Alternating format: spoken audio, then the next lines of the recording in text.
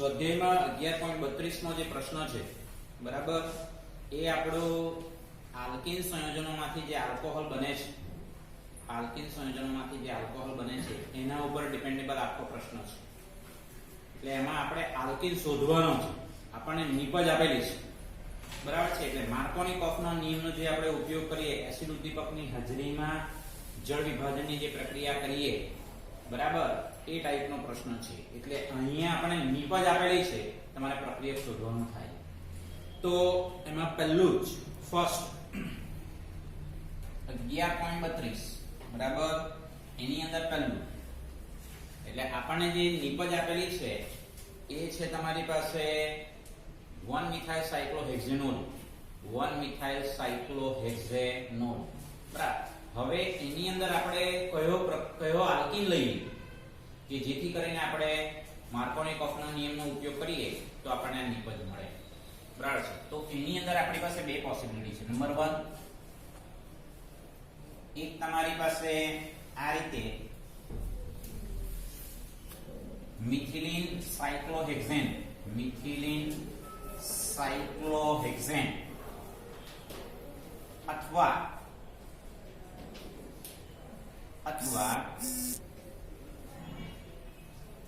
1 methyl cyclohexene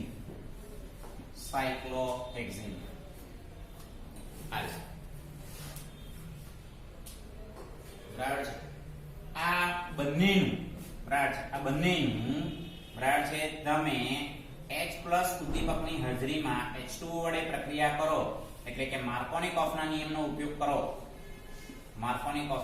ઉપયોગ કરો તો આપણને નિપજ શું મળશે તો નિપજ આપણને પ્રાપ્ત થવાની છે બરાબર છે એટલે CH3 બરાબર છે એટલે H2O CH3OH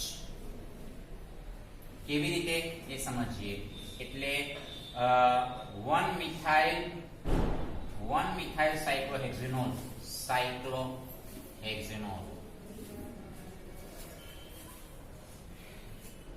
બરાબર તમે ખાલી એક જ માર્ક્સની અંદર આપણને પૂછાય બરાબર MCQ ની અંદર પૂછાય તો આમાંથી આ પ્રમાણે આપણે લખી શકીએ હવે હું તમને ડિટેલમાં સમજાવું આખી મિકેનિઝમ સાથે સમજાવું કે ભાઈ આ જવાબ કેવી રીતે આવ્યો બરાબર એ જવાબ કેવી રીતે આવ્યો તો આના માટે આપણે પહેલા મિથિલિન સાયક્લોહેક્ઝેન બરાબર તો મિથિલિન જે સાયક્લોહેક્ઝેન છે આ રીતે એ મિથિલિન સાયક્લોહેક્ઝેનની એસિડ માનો પ્રોટોન બરાબર છે એની સાથે રિએક્શન થશે અને એની સાથે રિએક્શન થશે એટલે આપણને શું મળશે એટલે CH3+ એટલે આ તમને મળે છે કાર્બોકેટાયન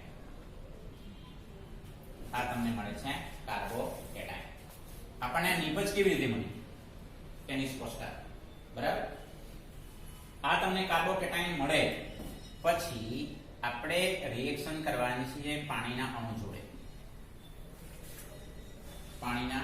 જોડે રિએક્શન કરવાની છે હવે એ પાણીના અણુ જોડે રિએક્શન કરીએ એટલે ઓક્સિજન પરમાણુ જે ઇલેક્ટ્રોન યુગ્મ છે એ આને આપી દેશે કાર્બોકેટાયન એટલે ઇલેક્ટ્રોન આને આપી દેશે એટલે આ નેગેટિવલી ચાર્જ થવાનું ઓવરઓલ પહેલેથી કેટલો છે પોઝિટિવ છે તો ઇલેક્ટ્રોન આપી દેશે એટલે ન્યુટ્રલ થઈ જશે અને ન્યુટ્રલ થઈ જાય એટલે આપણને કમ્પાઉન્ડ શું મળે કમ્પાઉન્ડ મળવાનું છે એટલે CH3 અને એટલે ઓક્સિજન પરમાણુ પોતે ઇલેક્ટ્રોન ઘુમાવે છે એટલે પોઝિટિવલી ચાર્જ આપણને આ રીતે મળે પાણીનો અણુ કમ્પ્લીટલી જોડાઈ જશે હવે આ પાણીનો અણુ જોડાઈ જાય પછી બરાબર છે અહીંયાથી પ્રોટોન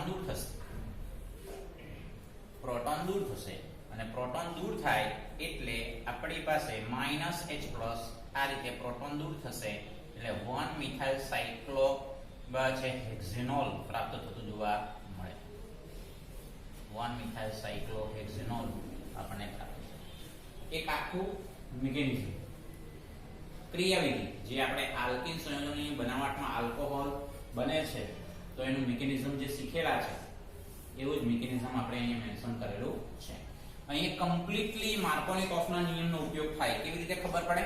કારણ કે આલ્કીન છે એટલે દ્વિબંધ હોય અને દ્વિબંધ હોય ત્યાં જ બસ આ જે દ્વિબંધ હોય ત્યાં એસિડમાંનો જે છે પ્રોટોન એટેચ થતો જોવા મળે.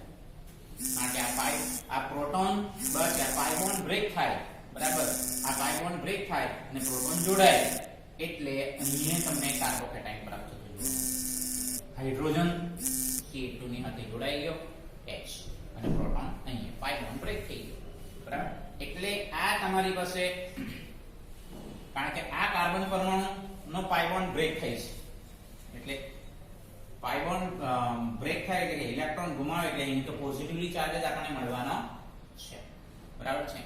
એટલે આ પોઝિટિવલી ચાર્જ મળ્યો પછી પાણીનો અણુ જોડાઈ જાય છે, પાણીનો અણુ જોડાઈ જાય પછી એમાંથી ડીપ્રોટોનેશન કરીએ, જે આપણે મિકેનિઝમના મુદ્દામાં છે આપણી પાસે, આપણે આલ્કીનમાંથી આલ્કોહોલ બનાવે છે એનું મિકેનિઝમ આપણે સમજેલા છે.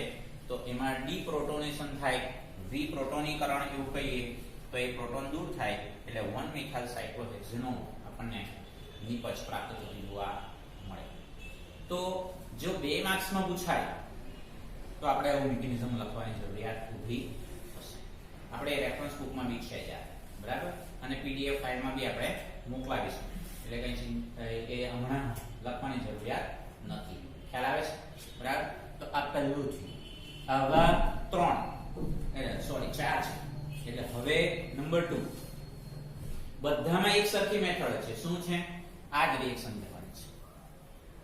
પ્રોટોન એસિડ ઉદ્દીપકની હાજરીમાં બસ આલ્કીનનું જલીયકરણ, એ ટોપિક આપણો આલ્કીનમાંથી આલ્કોહોલ સંયોજનોની બનાવટનો ટોપિક. પછી નંબર 2 જોઈએ.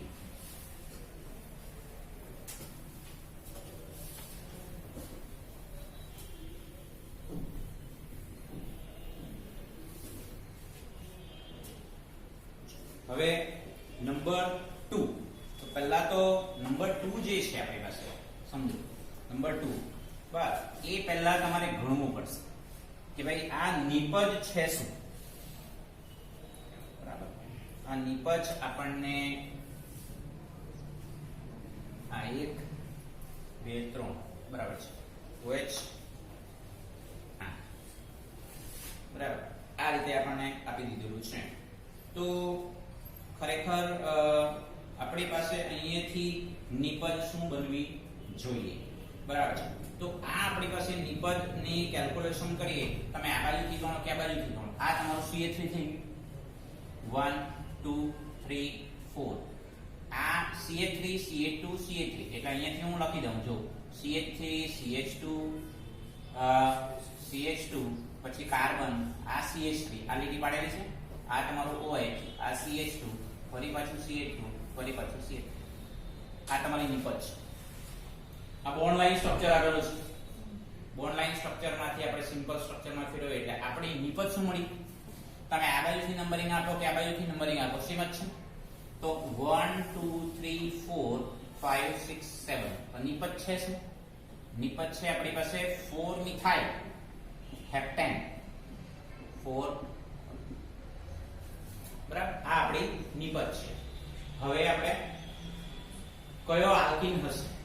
તો સેમ ટાઈપનો જ આલ્કીન હોવો જોઈએ, બરાબર.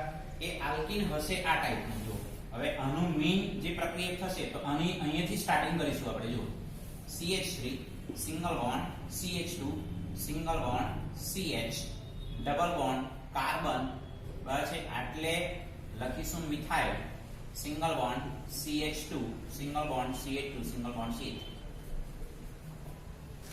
આવો આલ્કીન હોવો જોઈએ સેમ, બરાબર.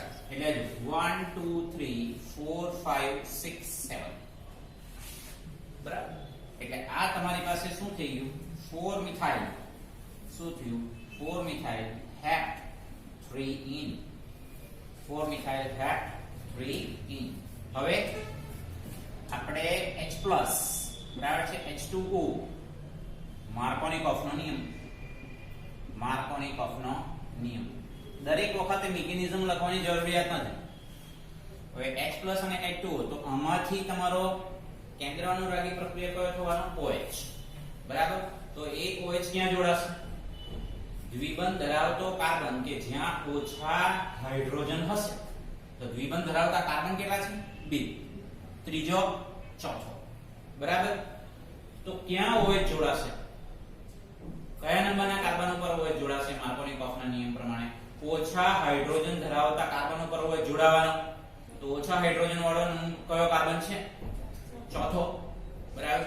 એટલે આપણી અને આ તમારો H2O માંથી સમજો, આ H2O માંથી OH જે છે એ તમારી પાસે ખરેખર અહીંયા જોડાવાનો. તો આ જે પ્રોટોન છે એ પ્રોટોન અહીંયા જોડાશે. બરાબર. મિકેનિઝમ પ્રમાણે જોવા જઈએ તો શું થાય? હમણાં આપણે મિકેનિઝમ બતાવ્યું ને, પહેલા પ્રોટોન જોડાય. તો પ્રોટોન જોડાય તો પાય બોન્ડ બ્રેક થાય. તો પ્રોટોન જોડાય તો આટલે Ca2 થઈ જાય ને આટલે પોઝિટિવલી ચાર્જ થઈ જાય. ખબર પડે? પછી આ કાર્બોકેટાયન ઉપર શું જોડાય? પાણીનો અણુ જોડાય. બરાબર. પાણીનો અણુ જોડાય પછી શું દૂર થાય? પ્રોટોન દૂર થાય. તો OH તો અહીંયા જ રહેવાનો. ખ્યાલ આવે? એટલે આપણે હમણાં જે બતાવ્યું, પહેલી જે રિએક્શન બતાવી એ આખી મિકેનિઝમ નથી સમજાયું. બરાબર છે? આ સીધું આપણે લખી દેવાનું. એટલે H2O માંથી આ જે છે તમારી પાસે H અહીંયા એટેચ થવાનો અને OH અહીંયા એટેચ થવાનો. એટલે આપણી પાસે આન્સર શું મળવાનો?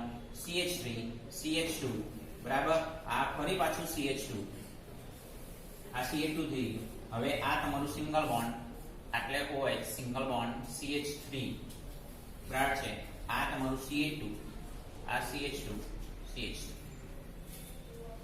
આ રીતે છે. એટલે આપણને આન્સર મળી ગયો જો 4 મિથાઇલ. બરાબર છે? 4 મિથાઇલ હેપ્ટેન ફોરો. આ રીતે આપણને નિપજ ખ્યાલ આવે? એટલે આપણી મેઇન પ્રક્રિયા કયો? 4 મિથાઇલ હેપ3ઇન એ આપણી મેઇન પ્રક્રિયા આલ્કીન હશે અને એનું માર્કોની-કોફના નિયમ પ્રમાણે આપણે આ રીતે જવાબ મળશે. ચાલો નંબર 3. નંબર 3 માં બી એવું છે. નંબર 3 માં કોણ છે નિપજ? પહેલા ડિસાઈડ કરી નાખો. નિપજ કોણ છે તેને આધારે આપણે આલ્કીન લેવાનું. બરાબર. તેને આધારે આપણે આલ્કીન લેવાનો છે. તો આ તમારો CH3 થઈ ગયો. બરાબર. એટલે આ તમારું શું થઈ ગયું? CH3. પછી શું છે? CHOH. એટલે પાછો બોન્ડ નથી. બોન્ડ હોત તો CH3 લખતે. બરાબર. પછી શું છે? આ CH2. ફરી પાછું CH2. ફરી પાછું CH2. આ CH2 CH2 તો આપણી નિપજ શું થઈ ગઈ? નિપજનું નામ શું થઈ ગયું? ના, જો નંબર ઓફ કાર્બન કેટલા થાય? 1 2 3 4 5.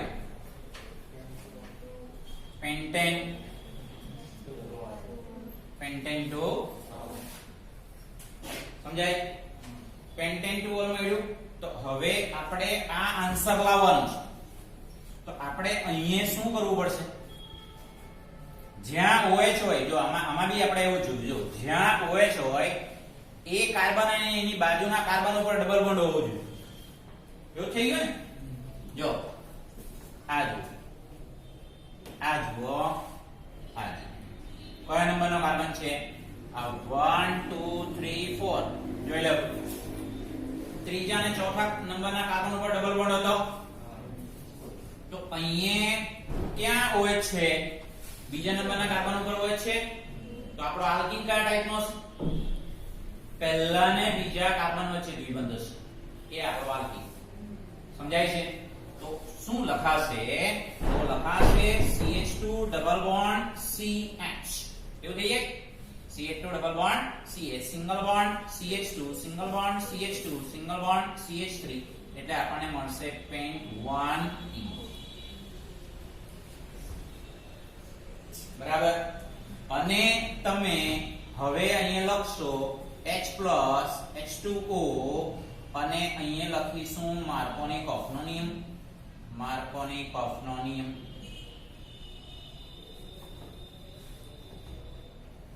તો શું થશે? અહીં હાઇડ્રોજન જોડાવાનો.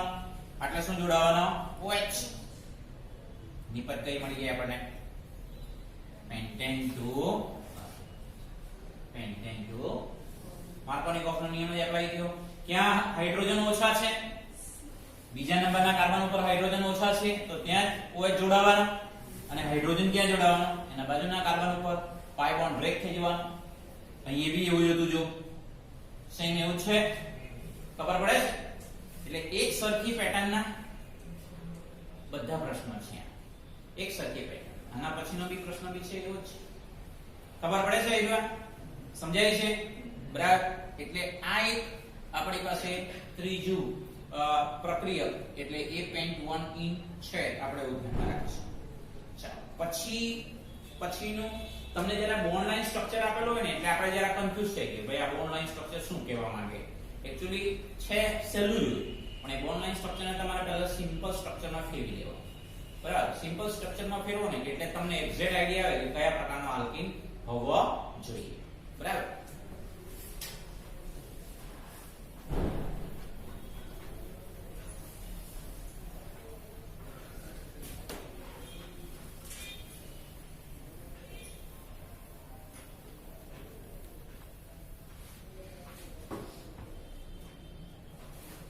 પછી આપણે એની અંદર નંબર 4 છે, નંબર 4 પછી નંબર 4 ની અંદર તમને નિપજ આપેલી છે આ રીતે. આ તમારો સાયક્લોહેક્સેન થઈ ગયો, બરાબર. સાયક્લોહેક્સેન પછી તમને આવી રીતે બોન્ડ લાઈન સ્ટ્રક્ચર આપેલું છે, જો આટલે OH બરાબર છે, આટલે પાછું આ રીતે આ પ્રમાણે. તો હવે આને હું સિમ્પલ બરાબર છે, અને સિમ્પલ હું સ્ટ્રક્ચરમાં હું કન્વર્ટ કરી દઉં તો મને આવી રીતે મળશે, જો આ બોન્ડ, બરાબર. હવે આ છે તમારો મેઇન કાર્બન, પછી આ છે તમારું CH3, રાઈટ. આ છે તમારું OH, બરાબર. આ છે તમારું CH2, આ છે તમારું CH3, બરાબર. એટલે હવે મારે આનું આયુપેશન નામ લખવું હોય તો હું કેવી રીતે નંબરિંગ આપીશ? 1 2 3 4 આમ લખીશ. એટલે નંબર ઓફ કાર્બનની સંખ્યા 4 થાય, એટલે બ્યુટેન ટુ ઓલ એવું કહેવાય, બ્યુટેન ટુ ઓલ એવું કહેવાય. આટલું જ, હા આટલું જ બ્યુટેન ટુ ઓલ. અહીંયાથી નંબરિંગ નહીં અપાય તો આ ત્રીજા નંબરના કાર્બન ઉપર આવી, ખબર પડે, બરાબર. તો આપણે આનું ખરેખર નામ શું લખવું જોઈએ? તો આપણે આ તમારું સાયક્લોહેક્સેન છે, પણ અહીંયા બોન્ડ આપેલો છે એટલે આપણે લખીશું 2 સાયક્લોહેક્સાઇલ, 2 સાયક્લોહેક્સાઇલ. કેમ લખ્યું? બીજા નંબરના કાર્બન ઉપર સાયક્લોહેક્સાઇલ ગ્રુપ જોડાયેલું છે, ખ્યાલ આવે છે. તો 2 સાયક્લોહેક્સાઇલ પછી આપણે શું લખીશું? Butan two ol, butan two આમ ખબર. તો હવે આપણી નિપજ શું આવશે? આ તમારી નિપજ છે, સોરી. હવે આપણે શું લાવવાનું? પ્રક્રિયક, બરાબર. તો પ્રક્રિયક છે તો એ પ્રક્રિયક કયો હોવો જોઈએ? બરાબર છે. આટલે લખીશું H+, આટલે લખીશું H2O, તો આટલે લખીશું માર્કોનિકોફનો નિયમ, માર્કોનિકોફનો નિયમ. તો હવે વિચાર કરી લો. પહેલા તો તમારું સાયક્લોહેક્સેન મૂકી દેવાનું. આપણો નિયમ શું? જ્યાં હોય જોડાયેલો હોય એના આગળના કાર્બન અને એ કાર્બન વચ્ચે ડબલ બોન્ડ હોવું જોઈએ. એવું થઈ ગયું ને, બરાબર. તો અહીંયા કયા નંબરના કાર્બન ઉપર હોય જોડાયેલો છે? બીજા નંબરના કાર્બન. એનો મતલબ એમ થઈ ગયો કે આ બે કાર્બન વચ્ચે તમારો દ્વિબંધ હોવો, બરાબર. એટલે આપણે અહીંયા શું લખીશું? આટલે કાર્બન, બરાબર. આટલે લખીશું ડબલ બોન્ડ, આટલે લખીશું CH2. કાર્બનની સંયુક્ત 4 સંતોષાવી જોઈએ એ પ્રમાણે સ્ટ્રક્ચર લખાવવું જોઈએ, બરાબર. આટલે CH2 સિંગલ બોન્ડ CH3 આમ થઈ ગયું. જો આ કાર્બનની સંયુક્ત 4 સંતોષાઈ ગઈ, આને કઈ ઇફેક્ટ થવાનું નથી, બરાબર. એટલે તમે જુઓ આ કાર્બનની બી સંયુક્ત 4 થઈ ગઈ, રાઈટ. એટલે 1 2 3 4 તો નામ શું આવવાનું?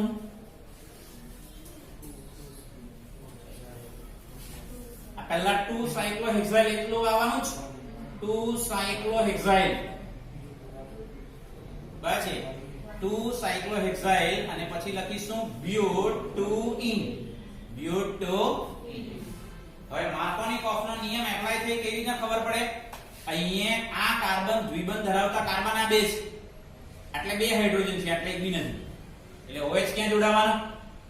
એટલે જોડાવાનો અને હાઇડ્રોજન ક્યાં જોડાવાનો? અહીંયા. સમજાય છે? છે બરાબર. એટલે એક સરખી પેટર્નના સમજાય છે એટલે એક સરખી પેટર્નના આપણી પાસે આ ચાર ઉદાહરણ છે જે ખરેખર આલ્કોહોલની બનાવટ માટેના મુદ્દાઓ છે જે પહેલી થિયરી આપણે શીખીને આવેલા બરાબર એ ટાઈપના ક્વેશ્ચન્સ છે એટલે આ રીતે આપણે આને ધ્યાનમાં રાખવાનું થશે. 11.32 નો જે આ પ્રશ્ન છે એના ચારે ચાર ક્વેશ્ચન્સ આપણે પાસે આ રીતે સોલ્વ થાય એટલે આપણો ટોપિક એક સરખો છે આલ્કોહોલની બનાવટ વાળો મુદ્દો બરાબર છે તો આપણે અહીંયા ક્લિયર થઈ છે. હવે 11.33 નો પ્રશ્ન 11.33 નો પ્રશ્ન હવે એ હા 2 cyclohexyl one in is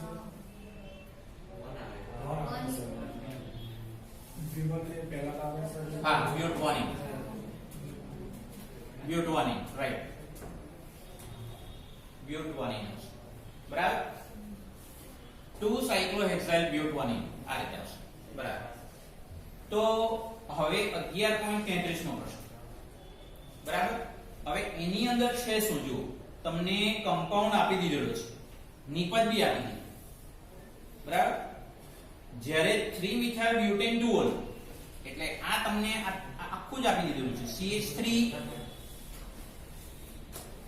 CH3 CHOH single bond CH3 આ રીતે બરાબર. તો આ છે તમારું અને એમાં HBr સાથે પ્રક્રિયા કરવાની હાઇડ્રોબ્રોમિક એસિડ એટલે હાઇડ્રોબ્રોમિક એસિડ સાથે જ્યારે આપણે પ્રક્રિયા કરતા હોઈએ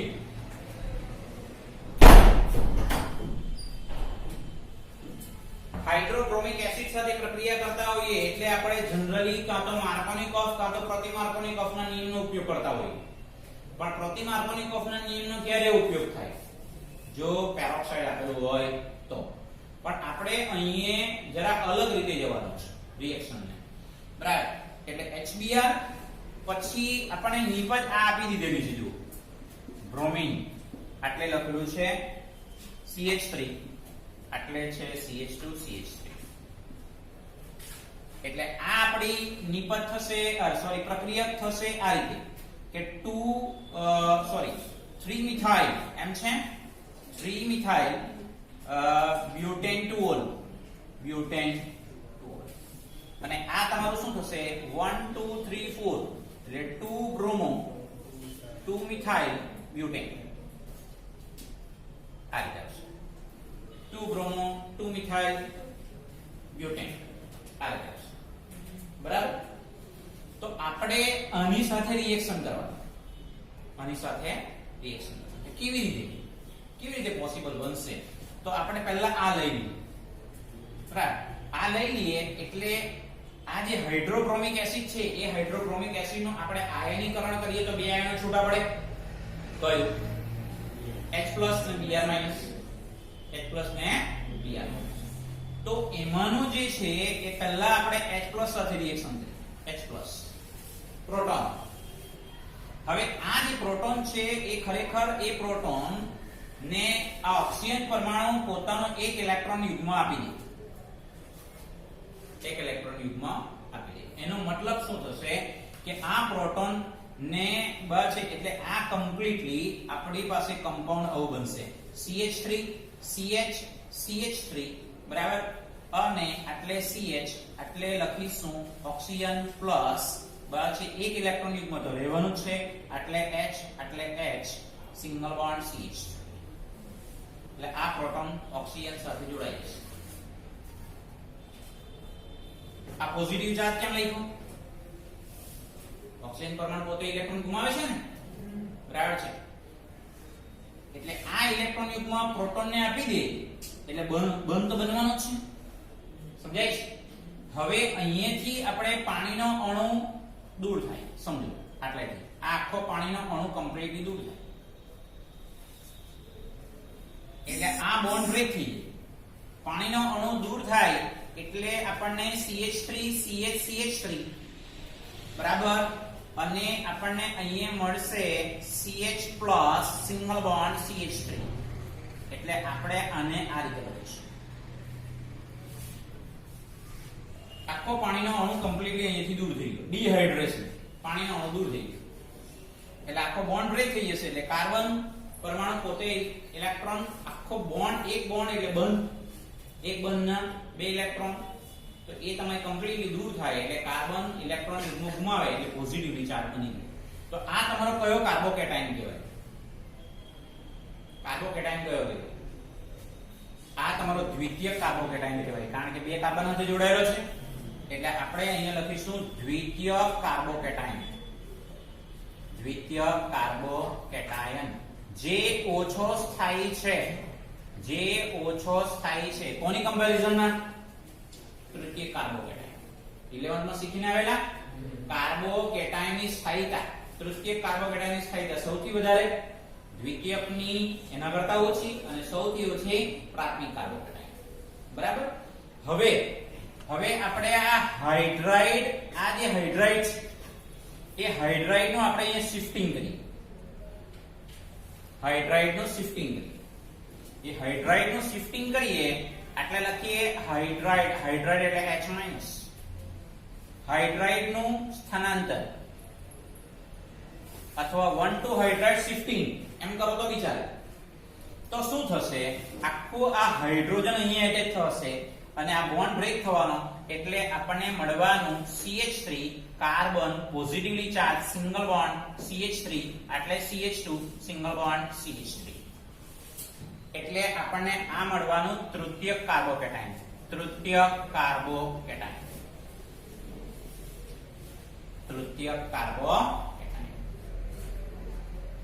જે દ્વિતીયક કાર્બોકેટાયનની કમ્પેરિઝનમાં વધારે સ્થાયી છે.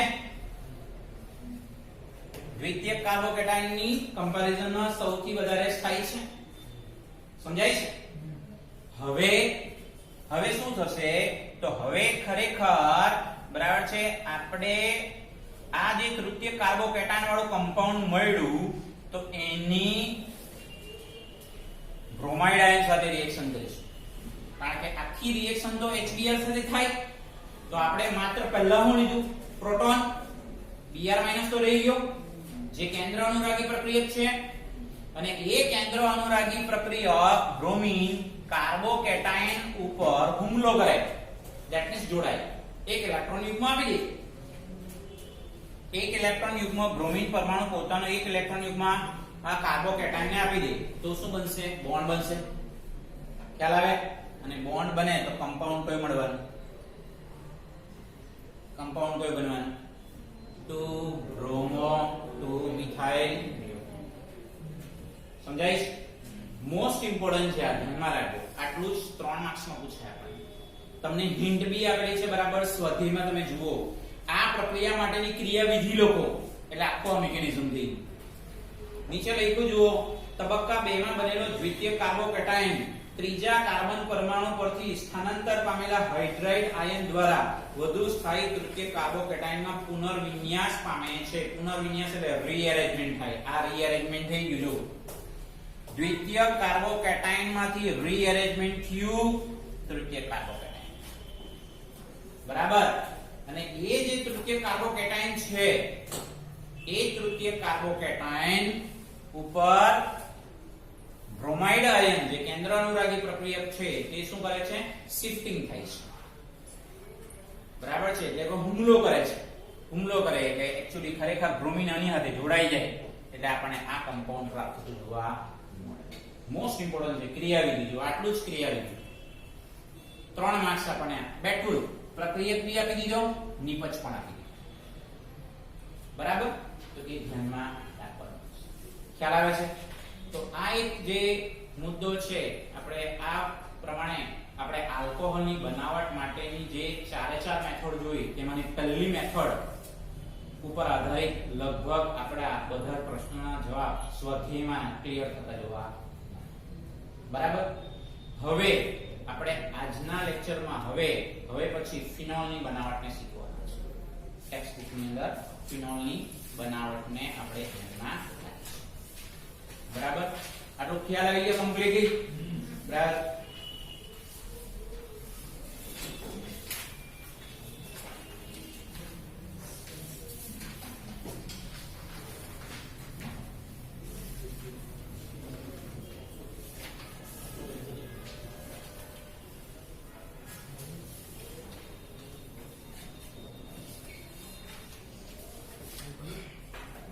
જો એકચ્યુઅલી ખરેખર આપણે બીજું તમને કહેવાનું હતું કે આપણે 13 ફેબ્રુઆરીએ જે એક્ઝામ છે કેમેસ્ટ્રીની, તેની અંદર તમારા સિલેબસમાં આપણે ખાલી આ 11 નો ચેપ્ટર જ રાખેલું, આલ્કોહોલ ફિનોલ ઇથર. તમે શેડ્યુલમાં જોજો. બરાબર. તો એની સાથે આલ્ડીહાઇડ કીટોન કાર્બોક્સિલિક એસિડ એ ચેપ્ટર બી તૈયાર કરવાનું. 2 ચેપ્ટરની એક્ઝામ 13 તારીખે 13 ફેબ્રુઆરીએ આપણી કેમેસ્ટ્રીની રૂટીન એક્ઝામ છે. બરાબર. તો એની અંદર આપણે 2 ચેપ્ટરને ધ્યાનમાં રાખવાનું થશે, 11મું અને 12મું. બરાબર. એટલે પછીના શેડ્યુલની અંદર આપણે 2 ચેપ્ટર ખાલી રહેશે, એક એમાઇન અને એક જૈવિક અણુ. બરાબર. તો એ આપણે ધ્યાનમાં રાખવાનું થશે. તો પહેલા જ ફિનોલ સંયોજનોની બનાવટ એ સૌથી અગત્યનો ટોપિક થઈ જાય છે. ફિનોલ સંયોજનની બનાવટ, કારણ કે એમાંથી રાસાયણિક પરિવર્તન બી આપણને પૂછાય છે. બરાબર. તો ફિનોલની બનાવટ મોસ્ટ ઇમ્પોર્ટન્ટ ટોપિક છે. તો ફિનોલને ખરેખર ફિનોલ કે જેનું બંધારણીય સૂત્ર આપણે આ રીતે લખીએ છીએ, એને કાર્બોલિક એસિડ પણ કહેવાય. કાર્બોલિક એસિડ પણ કહેવાય. ફિનોલને કાર્બોલિક એસિડ તરીકે પણ ઓળખાવી શકાય છે. આ ફિનોલનું બીજું નામ છે. સામાન્ય નામ તો આપણે ફિનોલ જ કહીએ, આયુર્વેદિક નામ પણ ફિનોલ જ કહીએ, પણ એ સિવાય ફિનોલનું બીજું નામ શું છે?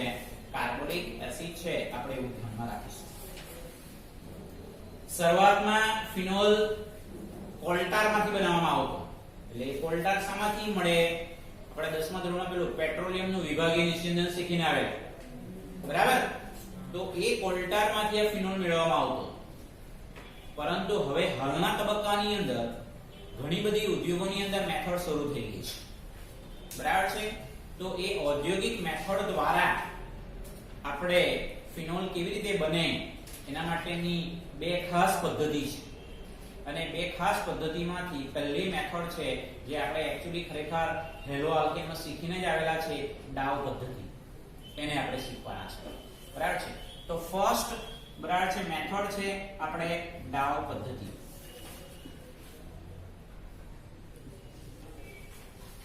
વૈજ્ઞાનિક ડાવ નામના વૈજ્ઞાનિકના નામ ઉપરથી જ આ પદ્ધતિનું નામ આપણે આપી દીધેલું જોવા મળે.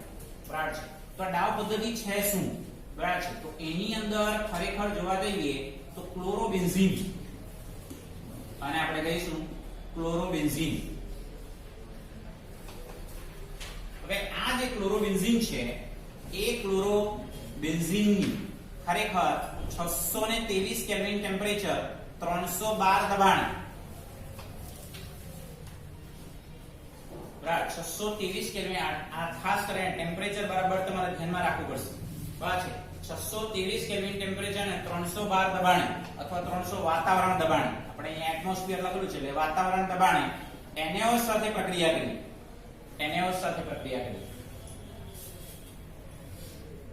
બરાબર છે.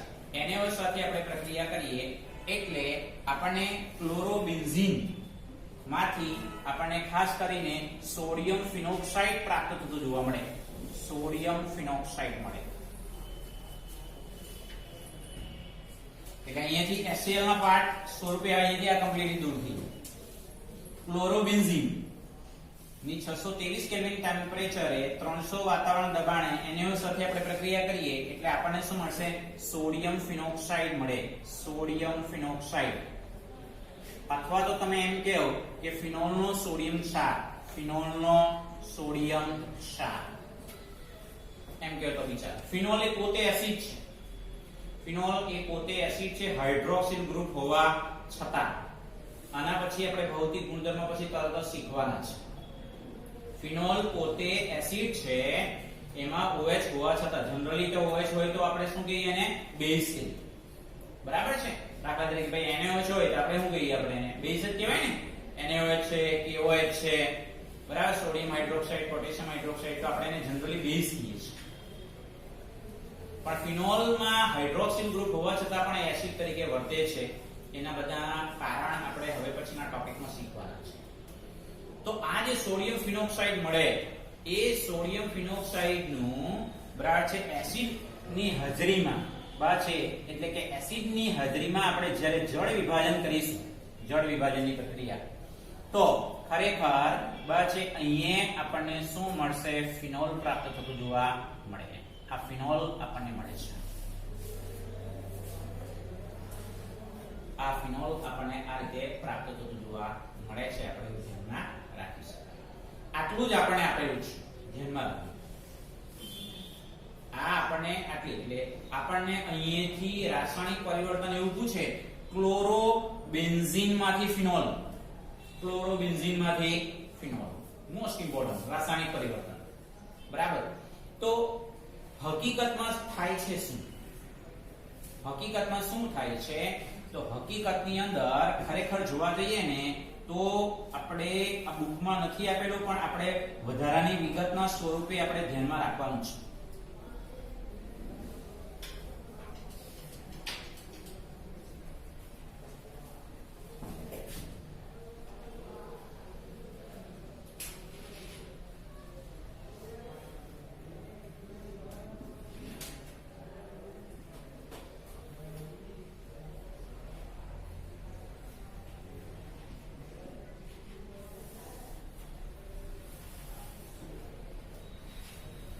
જો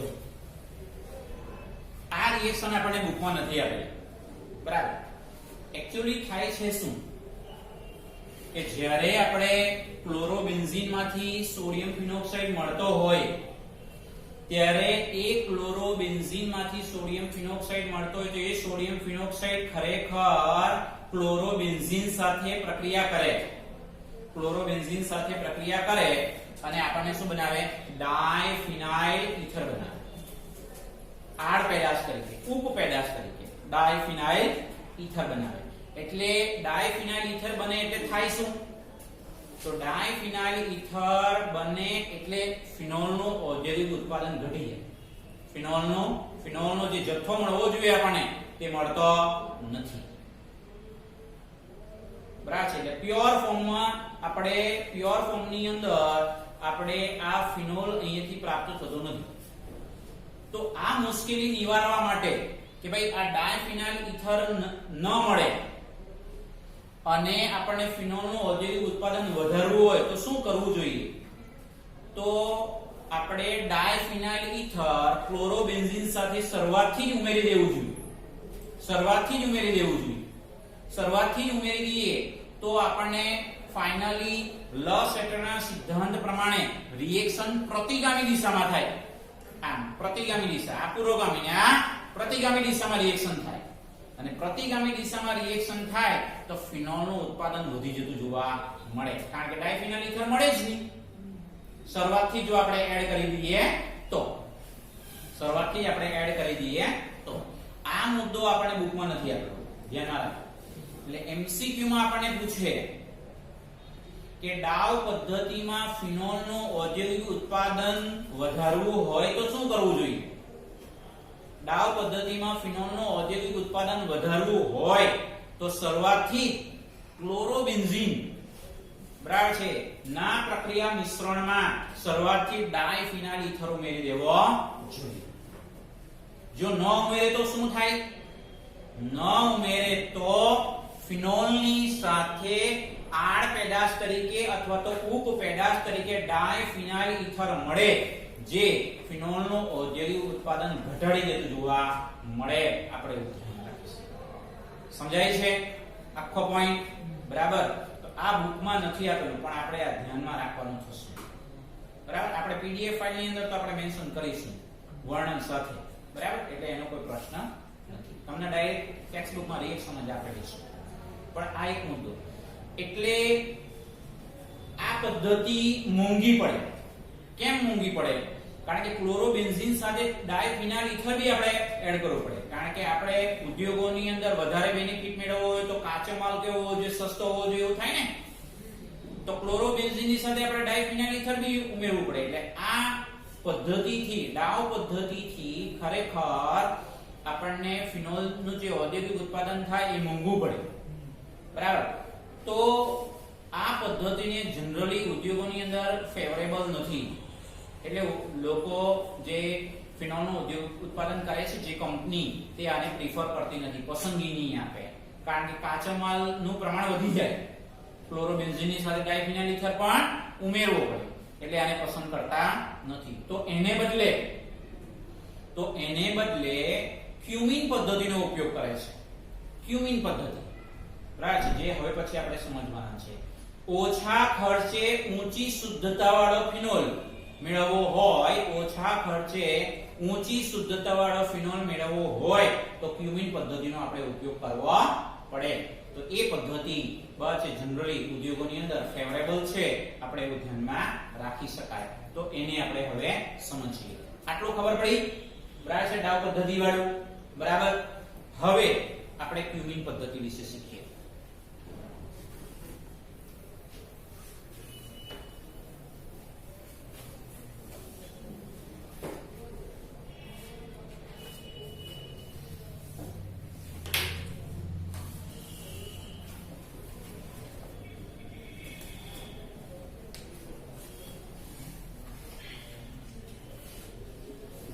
સેકન્ડ છે ક્યુમિન પદ્ધતિ.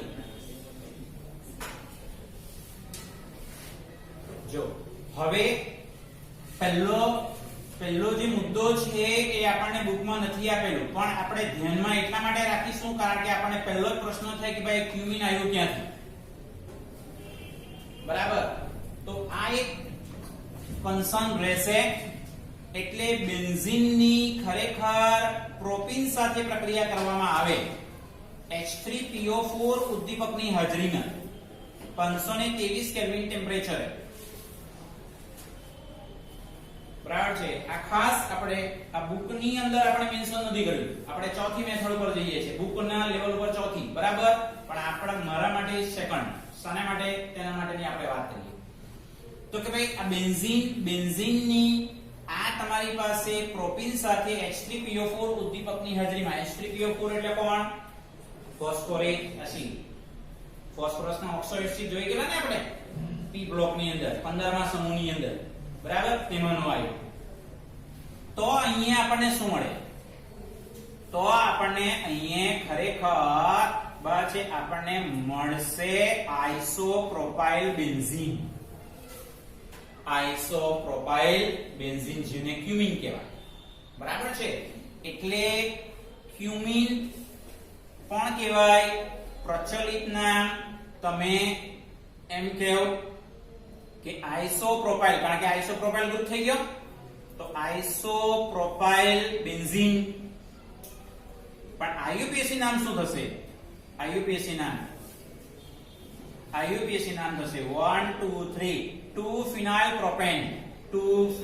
પ્રોપેન. મોસ્ટ ઇમ્પોર્ટન્ટ, ધ્યાનમાં રાખજો. એમસીક્યુ ની અંદર આપણે પૂછે ક્યુમિન નું આઈયુપીએસી નામ શું? તો 2 ફિનાઇલ પ્રોપેન. આ ધ્યાનમાં રાખજો. આ જે ક્યુમિન છે એ ક્યુમિન નું હવામાં રહેલો જે ઓક્સિજન છે એના વડે આપણે ઓક્સિડેશનની પ્રક્રિયા કરીએ. ઓક્સિડેશન નો મતલબ શું? ઓક્સિજન નો અણુ ઉમેરાવો. બરાબર? તો એ ઓક્સિજન નો અણુ ઉમેરાય તો આપણને કમ્પાઉન્ડ શું મળશે? ક્યુમિન હાઇડ્રોપેરોક્સાઇડ કમ્પાઉન્ડ આપણને પ્રાપ્ત થતું જોવા મળે.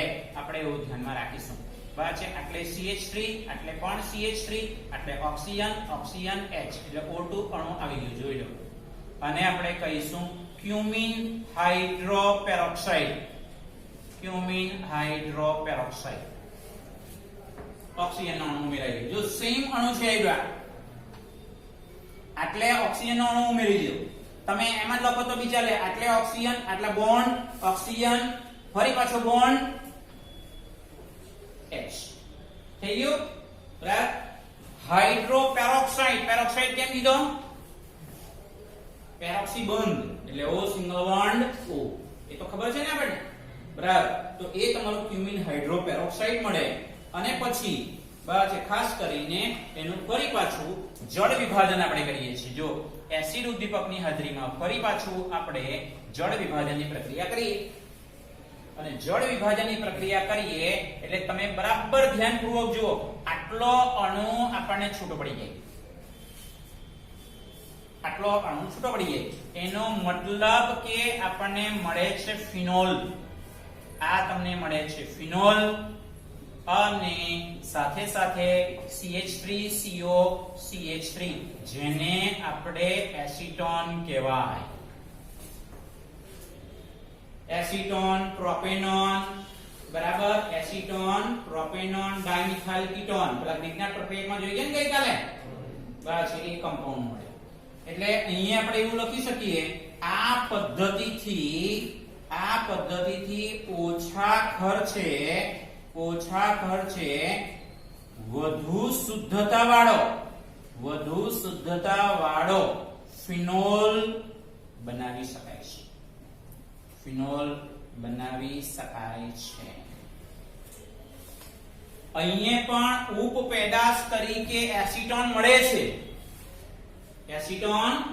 એટલા માટે ફિનાઇલ ઇથર મળતું હતું પણ આમાં એસીટોન મળે છે એસીટોનનો આપણે દ્રાવક તરીકે ઉપયોગ કરીએ છીએ ઓર્ગેનિક કમ્પાઉન્ડ તમે પ્રેક્ટિકલ કરો છો હમણાં રેડોક્સના રાઈટ તો ઓર્ગેનિક કેમિસ્ટ્રીના પ્રેક્ટિકલ કરશો તો ત્યારે પણ આ એસીટોનનો દ્રાવક તરીકે તમે ઉપયોગ કરશો એટલે ઇન્ડસ્ટ્રીની અંદર આ પદ્ધતિ સૌથી વધારે સુટેબલ છે વધારે યોગ્ય છે કેમ કારણ કે ફિનોલની સાથે શું મળે છે એસીટોન મળે છે અને એ એસીટોનનું બી વેચાણ થાય ફિનોલનું તો વેચાણ થાય પણ એસીટોનનું પણ વેચાણ થતું જોવા મળે આપણે ખ્યાલ આવે છે એટલા માટે અહીંયા લખ્યું છે આ પદ્ધતિથી ઓછા ખર્ચે વધુ શુદ્ધતા વાળો ફિનોલ બનાવી શકાય છે એટલે ઉદ્યોગોની અંદર ડાવ પદ્ધતિ અને ક્યુમિન પદ્ધતિ પૈકી સૌથી વધારે યોગ્ય જો પદ્ધતિ હોય તો એ ક્યુમિન પદ્ધતિ છે આપણે એવું ધ્યાનમાં રાખીશું અને આ શરૂઆતનું આ કેમ લખ્યું તો આપણને એવું ન થવું જોઈએ કે ભાઈ ક્યુમિન કમ્પાઉન્ડ આવ્યું ક્યાંથી સમજાય છે એટલે અહીંયાથી અહીંયા બી તમારું રાસાયણિક પરિવર્તન બને બેન્ઝીનમાંથી ક્યુમિન હાઇડ્રોપેરોક્સાઇડ બેન્ઝીનમાંથી ફિનોલ રાસાયણિક પરિવર્તન બનશે તમારું એટલે બંને મેથડ ઉપયોગી રાસાયણિક પરિવર્તનની દ્રષ્ટિએ બી ઉપયોગી અને ફિનોલની બનાવટની કોઈ પણ બે રીતના સમીકરણ લખો આ ટાઈપનો બી પ્રશ્ન પૂછાય છે ફિનોલની બનાવટના કોઈ પણ આપણી પાસે 4 મેથડ આપેલી છે તો એવો બી પ્રશ્ન પૂછે કે ભાઈ ફિનોલની બનાવટની કોઈ પણ બે પદ્ધતિના સમીકરણ લખો 2 માર્ક્સ 3 માર્કનો પ્રશ્ન હોય તો 3 બરાબર તો આ ધ્યાનમાં રાખવાનું છે હા તમને બોર્ડમાં આવો પ્રશ્ન પૂછે ને તમે ક્યુમિન પદ્ધતિ લખો તો તમે ક્યુમિન પદ્ધતિ અહીંયાથી સ્ટાર્ટ કરો ને અહીંયાથી સ્ટાર્ટ કરો તો તમારા કોઈ માર્ક્સ નહીં કટ સમજાય છે અહીંયાથી તમે ડાયરેક્ટ સ્ટાર્ટિંગ કરશો તો ચાલશે બરાબર પણ મેં શા માટે બતાવ્યું તમને એટલા માટે બતાવ્યું કે આપણને એવું રાસાયણિક પરિવર્તન પૂછે કે ભાઈ બેન્ઝીનમાંથી ફિનોલ તો આપણે એવું લખી શકીએ બેન્ઝીનમાંથી ફિનોલ અથવા બેન્ઝીનનું તમે ક્લોરીનેશન કરો FeCl3 ની હાજરીમાં તો ક્લોરોબેન્ઝીન મળે સમજાય છે અને ક્લોરોબેન્ઝીન આપણે ડાવ પ્રોસેસ જોઈ ગયા ખબર પડે તો એ દ્વારા બી તમે બનાવી શકો રાસાયણિક પરિવર્તન બેન્ઝીનનું ક્લોરોબેન્ઝીન બનાવો Cl2 FeCl3 ઉદ્દીપકની હાજરીમાં તો ક્લોરોબેન્ઝીનની આપણે હમણાં વાત કરી તે પ્રમાણે 623 કેલ્વિન ટેમ્પરેચર બરાબર 300 વાતાવરણ દબાણ સોડિયમ હાઇડ્રોક્સાઇડ એટલે સોડિયમ ફિનોક્સાઇડ મળે અને એ સોડિયમ ફિનોક્સાઇડ નું એસિડ ઉદ્દીપકની હાજરીમાં જળ વિભાજન કરો તો તમને શું મળશે ફિનોલ એ રીતે બી તમે રાસાયણિક પરિવર્તન લખી શકો ધ્યાનમાં રાખો. એ રીતે પણ તમે રાસાયણિક પરિવર્તન લખી શકશો. ખબર પડે છે? બરાબર છે. તો આ second method most important method આપણે એવું ધ્યાનમાં રાખીશું. ખાલી ક્યુમિન પદ્ધતિ બી પૂછાય, ઓન્લી ફોર 2 માર્ક્સ. ક્યુમિન પદ્ધતિ, બરાબર, માત્ર ક્યુમિન પદ્ધતિ લોકો એવું બી પૂછે, બરાબર. તો આપણે આ રીતે લખવાનું છે. રાસાયણિક પરિવર્તનની દ્રષ્ટિએ બી અને પ્રશ્નના જવાબ સ્વરૂપે બી આપણે ધ્યાનમાં રાખીશું. હવે બાકીની મેથડ જોઈએ.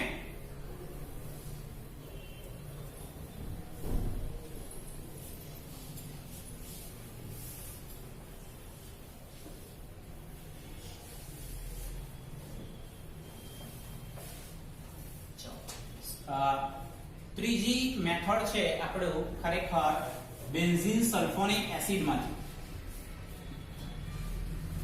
બેન્ઝીન સલ્ફોનિક એસિડ તો એક્ચ્યુઅલી ખરેખર જોવા જઈએ તો બેન્ઝીન નું સલ્ફોનેશન કરીશું આપણે. બેન્ઝીન, બરાબર, એને સલ્ફોનેશન કરીશું, બરાબર છે. અને એ સલ્ફોનેશન ખરેખર ઓલિયમ, ઓલિયમ નું બીજું નામ છે ધુમાયમાન સલ્ફ્યુરિક એસિડ. ધુમાયમાન સલ્ફ્યુરિક એસિડ જેનું સૂત્ર છે H2H2O7. H2H2O7 એનો મતલબ થાય સાંદ્ર H2SO4 SO3. હા, એટલે જો આ બનશે, બરાબર. એટલે બેન્ઝીન નું આપણે શું કરીશું? સલ્ફોનેશન. બેન્ઝીન નું સલ્ફોનેશન કોની હાજરીમાં? ધુમાયમાન સલ્ફ્યુરિક એસિડ ની હાજરીમાં. ધુમાયમાન સલ્ફ્યુરિક એસિડ છે કોણ? ઓલિયમ, બરાબર. તો એની હાજરીમાં એનું આપણે સલ્ફોનેશન કરીશું તો આપણને શું મળવાનું છે? તો આપણને મળશે benzene sulphonic acid. Benzene sulphonic acid, અને આપણે કહીશું બેન્ઝીન સલ્ફોનિક એસિડ તરીકે આપણે એને ઓળખાવીશું. અને આ બેન્ઝીન સલ્ફોનિક એસિડ નું ખરેખર NaOH સાથે પ્રક્રિયા કરીએ, હું એક સ્ટેપ વધારે લખું છું, તો બેન્ઝીન સલ્ફોનેટ, બરાબર છે, SO3Na આ રીતે sodium benzene sulphonate, sodium benzene sulphonate મળે. આ સ્ટેપ ની લખો તો બી ચાલે. સોડિયમ બેન્ઝીન સલ્ફોનેટ મળે. અને એ સોડિયમ બેન્ઝીન સલ્ફોનેટ ની ખરેખર રિએક્શન તમે જળ વિભાજન કરો, બરાબર છે, તો તમને શું મળશે? ફિનોલ પ્રાપ્ત થતો જોવા મળે. આ તમને ફિનોલ મળે છે, આપણે એવું ધ્યાનમાં રાખીશું, બરાબર. એટલે અહીંયાથી તમારી પાસે SO3Na એટલે અહીંયાથી પ્રોટોનનો પાર્ટ, કારણ કે H2O ની અંદર H O single bond H એમ તમને મળવાનું, સમજાય? એટલે આ તમારું ખરેખર OH નો પાર્ટ અહીંયા જોડાઈ જાય અને બાકીનો હાઇડ્રોજન સ્વરૂપે, બરાબર છે, એ કમ્પ્લીટલી દૂર થઈ જાય, આખો અણુ દૂર થઈ જાય અને ફિનોલ પ્રાપ્ત થતું જોવા મળે. આપણે એવું ધ્યાનમાં રાખીશું. આટલું ન લખો તો વિચાર, આ તો ખાલી એક્સ્ટ્રા માહિતી આપી, બરાબર. એટલે બેન્ઝીન નું સલ્ફોનેશન ધુમાયમાન સલ્ફ્યુરિક એસિડ ની હાજરીમાં કરો તો બેન્ઝીન સલ્ફોનિક એસિડ મળે. બેન્ઝીન સલ્ફોનિક એસિડ ની જલીય NaOH સાથે પ્રક્રિયા કરો એટલે સોડિયમ બેન્ઝીન સલ્ફોનેટ મળે, ક્ષાર મળે, બરાબર. અને એનું એસિડ ઉદ્દીપકની હાજરીમાં જળ વિભાજન કરો તો તમને શું મળશે? ફિનોલ પ્રાપ્ત થતો જોવા મળે. આપણે એવું ધ્યાનમાં રાખીશું. તો આ આપણી થઈ ત્રીજી મેથડ, બરાબર. હવે ચોથી મેથડ, ફોર્થ.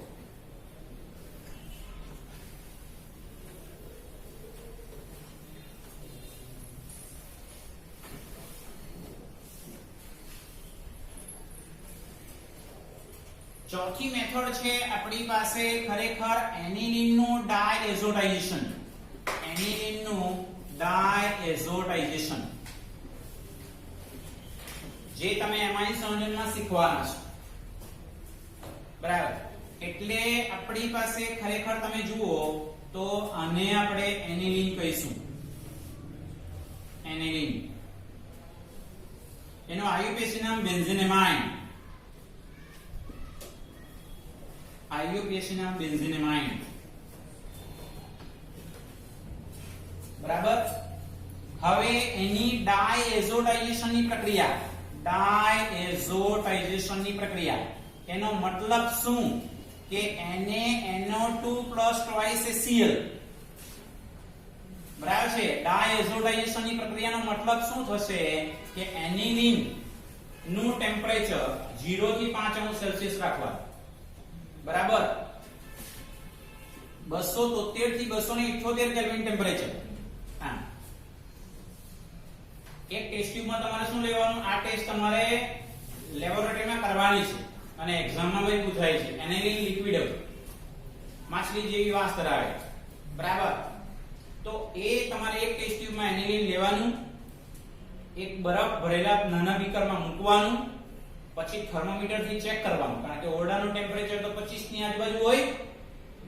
સમજાય છે?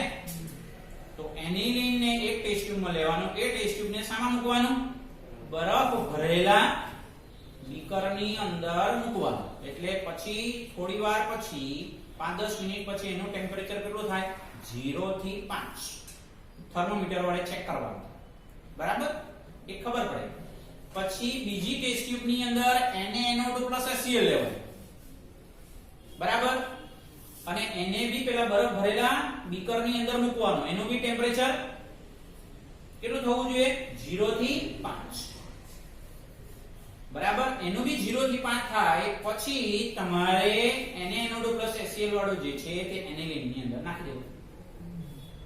એટલે તમને બેન્ઝીન ડાયઝોનિયમ ક્લોરાઇડ ના અવક્ષેપ મળે.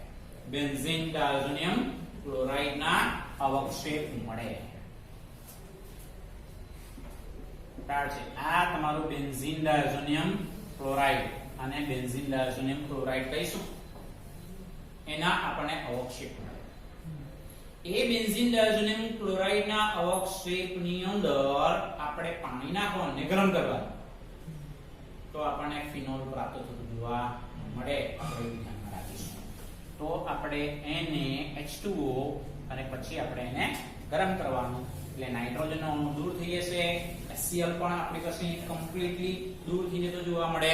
બરાબર. એટલે -N2 Cl એટલે આપણને અહીં મળશે ફિનોલ.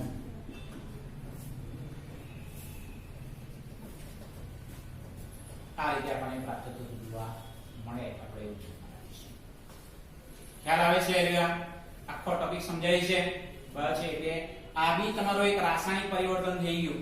એનિલિન માંથી ફિનોલ.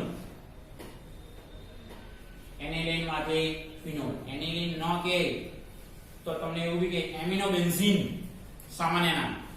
એનિલિન ન કે તો શું કહેવાય? એમિનો બેન્ઝીન એવું બી કે, અથવા બેન્ઝીનેમાઇન એવું પણ કે. બેન્ઝીનેમાઇન માંથી ફિનોલ. બરાબર. એમિનો બેન્ઝીન માંથી ફિનોલ, એનિલિન માંથી ફિનોલ. તો રાસાયણિક પરિવર્તનની દ્રષ્ટિએ 3 સ્ટેપ છે. તો આ મોસ્ટ ઇમ્પોર્ટન્ટ છે, આપણે એને ધ્યાનમાં રાખવાનું થશે.